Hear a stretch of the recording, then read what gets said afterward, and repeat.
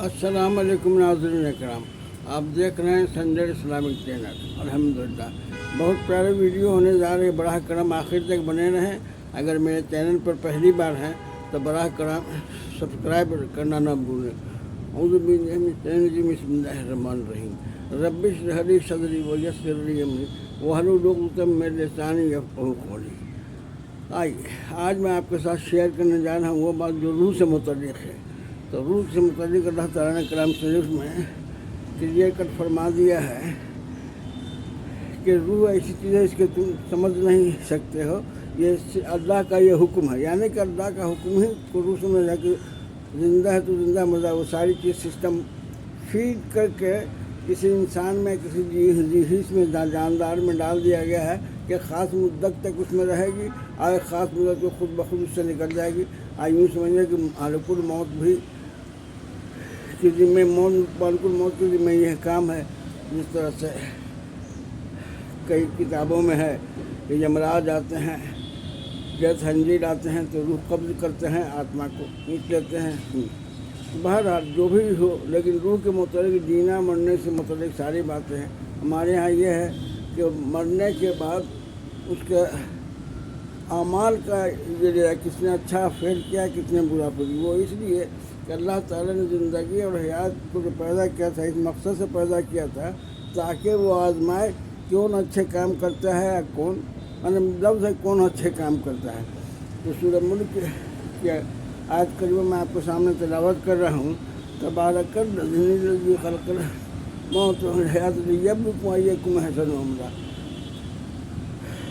بہت ہی بابرکت و اجازت بادشاہ تمام جہانوں کا اور تمام ملکوں کا، اور ملکوں کا بھی کہیے، تمام بادشاہوں کا ہی بادشاہ کہہ سکتے ہیں آپ، کیونکہ ملک مانی بادشاہ سے بھی ملک مانی ملک سے بھی ہوتا ہے۔ اینی اصل مقصد ہے کہ جو میسج اللہ تعالیٰ نے کلام شریف میں دیا ہے کہ میں نے زندگی اور موت کو اس لیے بنایا تاکہ ہم آزمائیں گے تم میں کون اچھے کام کرتا ہے۔ تو اچھے کام کا مطلب وہ کام ہے جو قرآن شریف میں جس کو اللہ تعالیٰ نے فرمایا ہے، اور وہ کام اللہ کی رضا کے لیے، خالص اللہ کی رضا کے لیے سنت کے طریقے سے، یعنی جس طرح سے ہمارے نبی صلی اللہ علیہ وسلم نے اللہ کو راضی کرنے کے لیے اللہ کے حکم کو مانتے تھے، تو میرا بھی یہی فعل ہے، یہی نیت ہونا چاہیے کہ ہم اللہ کو راضی کریں، قرآن کے حکم فالو کریں، کس طرح سے جس طرح سے حضور صلی اللہ علیہ وسلم نے فالو کیا، تب جا کے ہم اللہ کی رضا کو حاصل کر سکتے ہیں۔ اور ایسے لوگوں کے لیے خود کلام شریف میں ہے کہ جو روح اس طرح سے ہے اس کے اللہ تعالیٰ نے کہا مطمئن ہے کہ آئی جو نفس المطمئن ہوگی ادارہ کے رب کے ماراض تو مرض یا فدخلی ہوئی بازی فدخلی جنتی۔ اے روح تو اطمینان سے رہ، تو سے اللہ راضی ہے، تو اللہ سے راضی ہے، اور داخل ہو جا جنت کا، داخل ہو جا میری جنت میں۔ تو یہ ہوا احسن عملہ کی وجہ سے ہم عمل جب اچھا کرتے ہیں، نیک عمل کرتے ہیں اس طریقے سے جس طریقے سے حضرت صلی اللہ علیہ وسلم نے اللہ کی رضا کے لیے کام کیا، وہی کام جو ہے اسی طرح سے کرنے سے سمجھا جائے کہ ہم اللہ کے حکم کے تابع داری کر رہے ہیں، یا عبادت کر رہے ہیں، یا قرآن شریف کا حکم مان رہے ہیں۔ کسی اور طریقے سے کر لینے کا مطلب ہے کہ نہیں۔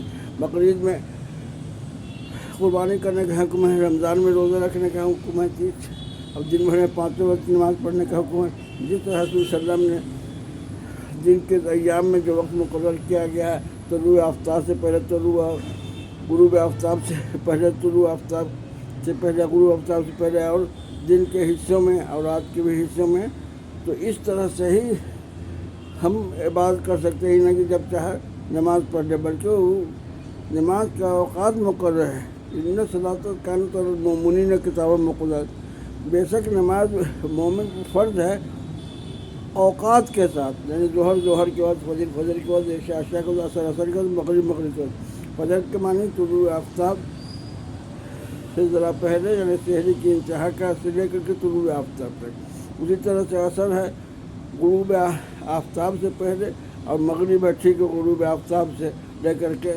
گھنٹہ سوا گھنٹہ تک۔ ہر جگہ کا الگ الگ جغرافیہ کے حساب سے طلوع آفتاب غروب آفتاب کا وقت بدلتا رہتا ہے، ہر ملک میں الگ الگ طلوع آفتاب اور غروب آفتاب کے حساب سے وہاں کے فجر عشاء کا وقت شروع ہوتا ہے، اور इसी तरह से हम 5 वक्त की नमाज़ पढ़ते हैं। अब आइए अलिया को कुर्बानी करते हैं रमज़ान को। तो इन तमाम अफ़आल को जो हम गौर करते हैं तो नमाज में कितना वक्त लगता है सो हम जानते हैं। रमज़ान का रोज़ा 30 महीने का होता है, जो फजर से ले करके गुरूब आफ्ताब तक होता है। असार में एक दफ़ा का हज होता है। इन तमाम चीज़ों को जोड़ लीजिए मिनट घंटा सब जोड़ जाके तो मुश्किल से 3 दिन हज का मान लिया जाए, बाकी दिन का तो एक दिन भी इसका नहीं होता। 3 दिन 4 दिन साल में मुसल्लम 4 दिन हम इबादत करते हैं घंटा और मिनट के एतबार से। लेकिन जो सबसे बड़ी इबादत है वो है अखलाक। हम आँख खोलते हैं उस वक्त से ले करके मरने तक हमारे सामने पड़ोसी हैं, मिलने जुलने वाले हैं, दोस्त अहबाब हैं, मुलाकाती हैं, गरीब है, फ़कीर है, नादार है, मिस्कीन है, उस्ताद हैं, बुज़ुर्ग हैं, रिश्तेदार हैं। इन लोगों से अखलाक के साथ मिलना ही सबसे बड़ी इबादत है, क्योंकि हमारे नाम अमाल में जो सबसे वज़नी चीज़ होगी वो हमारा अखलाक होगा। और ये हमारे 24 घंटे का उठते बैठते सोते जागते, हॉस्पिटल में जा रहे हैं तो अखलाक से पेश आई, रिक्शा कर रहे हैं, हायर कर रहे हैं, अखलाक से पेश आई, मजदूर से पेश आ रहे हैं, पसीना उसके पसीना खुश्क होने से पहले उसकी मजदूरी थी। इस तरह से इंसान जो है बंधा हुआ है। Man is born free but you find everywhere in चैन। किस तरह के चैन में? अल्लाह के हुक्म कुरान और सुन्नत की ज़ंजीरों से वो बंधा हुआ है। अगर हम कुरान और सुन्नत की ज़ंजीरों से बंधे हुए हैं तो कोई भी हमको जन्नत में जाने से नहीं रोक सकता। और आज़ादाना हम घूम रहे हैं जानवर की तरह तो हम जन्नत से महरूम हो जाएंगे। हम पैदा हुए हैं कुरान का हुक्म बजाने गिराने के लिए, अल्लाह का हुक्म बजाने के लिए, और किस तरीके सुन्नत के तरीके से बिल्कुल जैसे हज़रत सल्लल्लाहु अलैहि वसल्लम ने फरमाया है उसी की इत्तबा करना है, अल्लाह का हुक्म मानना है, सुन्नत के तरीके से अल्लाह को राज़ी करना है सुन्नत की। तभी हमसे अल्लाह राज़ी होगा, तभी समझा जाएगा कि हम एक सही ढंग के मुसलमान हैं। बहरहाल वीडियो पसंद आया है तो ज़्यादा से ज़्यादा शेयर करें। चैनल पर हमारे नए हैं तो बड़ा करम इसको सब्सक्राइब करना ना भूलें। जज़ाकल्लाह खैर। वीडियो देखने के लिए शुक्रिया।